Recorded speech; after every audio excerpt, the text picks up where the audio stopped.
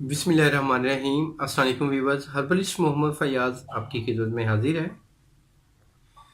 जिन हज़रात का गलकारियों की वजह से विलेज की में कमी आ गई है, यानी कि मादा तौलीद में कमी आ गई है, मनी में कमी आ गई है, मनी में पतलापन है, तो इंशाल्लाह इस नुस्खे के इस्तेमाल से मनी में गाढ़ापन भी आएगा, मनी का पतलापन ख़त्म होगा और मनी की अफजाइश भी होगी।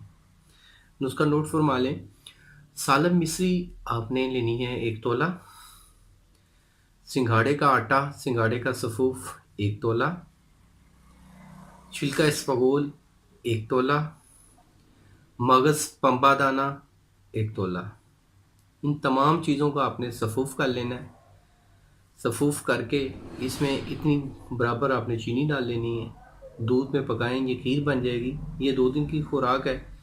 ये आप खुराक 2 दिन में पूरा करें, फिर आप नहीं बना लें, फिर आप खाएं।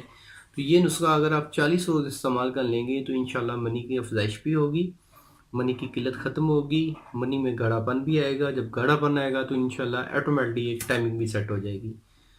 तो याद आया कि जी टाइमिंग की मेडिसिन आपको नहीं इस्तेमाल करनी चाहिए।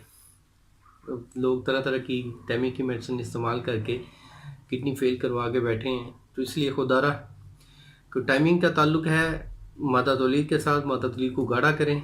और हिस्स अगर ज़कावत हिस्स का मसला है तो मेरी वीडियोस हैं काफ़ी ज़कावत हिस्स के हवाले से, उसको वॉच कर लें तो इंशाल्लाह टाइमिंग का मसला भी हल हो जाएगा।